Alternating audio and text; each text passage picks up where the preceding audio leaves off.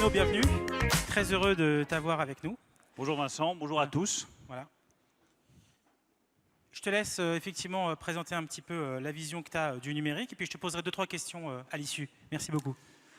D'abord, bonjour à tous et merci à la direction de Waze, celui qui m'a précédé, parce que honnêtement, pour un responsable politique candidat à une élection, ça fait rêver.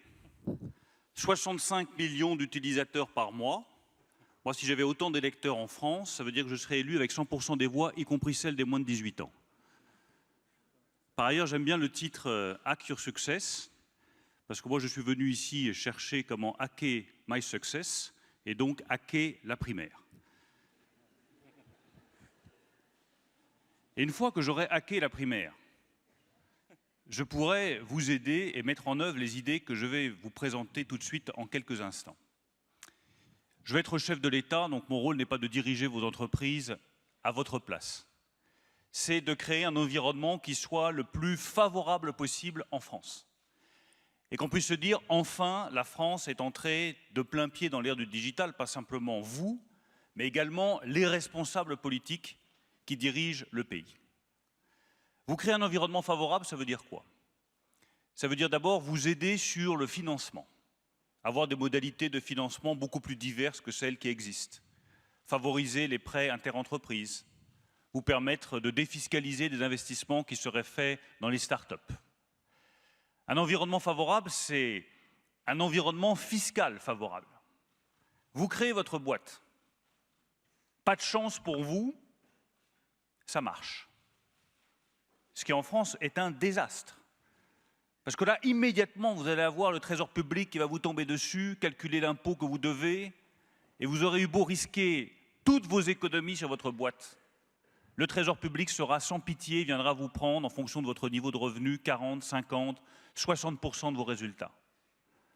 Moi, je veux qu'il y ait une taxe unique à 25% sur la fiscalité du capital pour que l'argent que vous avez investi, que vous avez risqué sur votre entreprise, eh bien, vous puissiez en garder la plus grande partie pour vous, pour innover, pour créer, pour réinvestir dans votre entreprise ou dans une autre entreprise. Un environnement favorable, c'est de la formation. Pour que tous les jeunes Français, à l'école, au collège, au lycée, soient parfaitement habiles en matière de maîtrise du digital, du code, de tout ce qui fait la révolution numérique de demain. Un environnement favorable, enfin, c'est de l'investissement sur le très haut débit, partout en France. Si on veut que chacun puisse développer partout, sur tous les territoires, ses activités digitales, il faut être en mesure d'avoir la fibre d'ici 2025 dans tous les territoires français sans exception. Et le rythme actuel, il n'est pas suffisant.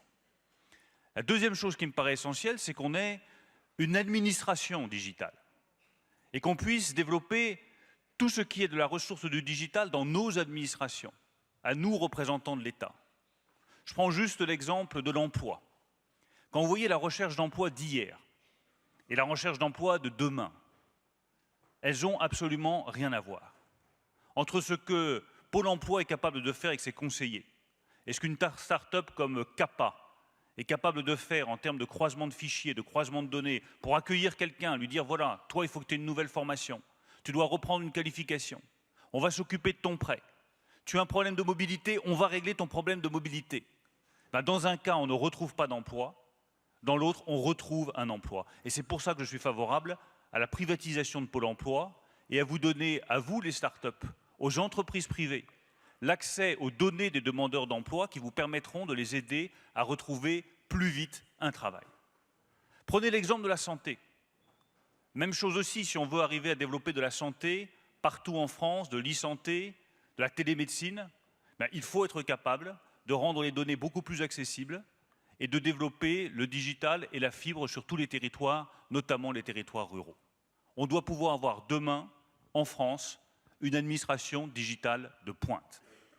Enfin, ce que nous, politiques, nous pouvons faire également, c'est livrer la bataille au niveau européen pour être l'État leader sur la mise en place d'un crowdfunding européen.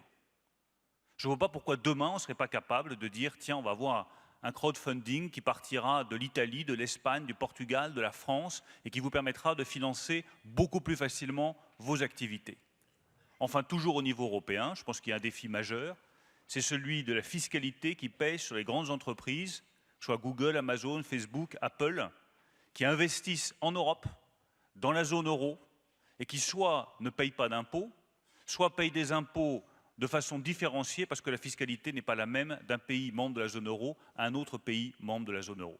Il faut harmoniser la fiscalité pour que l'attractivité fiscale pour les GAFA soit exactement la même partout, sur tous les territoires de la zone euro.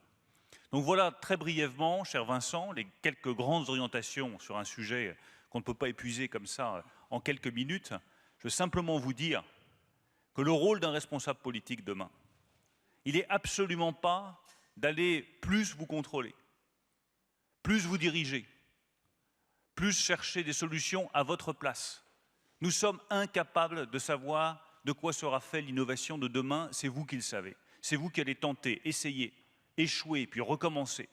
Mais ce que nous pouvons faire en revanche, c'est vous dire demain, avec toutes les décisions que je vous propose, nous aurons en France un des territoires les plus attractifs en Europe et au monde pour les jeunes investisseurs, pour tous ceux qui croient dans le digital, tous ceux qui investissent dedans, tous ceux qui se créent leur boîte, tous ceux qui investissent, tous ceux qui prennent des risques. Merci à tous. Merci beaucoup.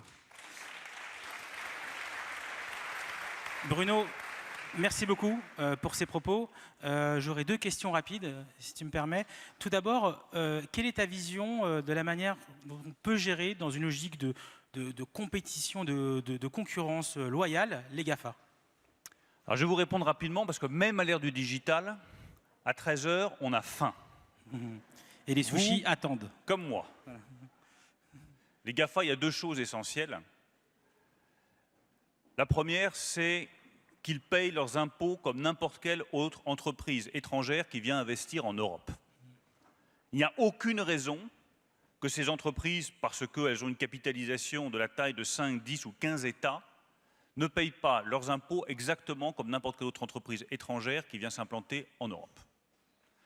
Le deuxième défi essentiel, c'est qu'il n'y ait plus un taux d'impôt sur les sociétés à 11% en Irlande, à un peu plus de 30% en Allemagne, à 34% en France ou un peu moins en fonction de la taille de l'entreprise, mais qu'on harmonise la fiscalité pour que l'attractivité de chaque pays soit exactement la même et qu'elle dépende de la modernisation du pays et pas du niveau d'impôt sur les sociétés.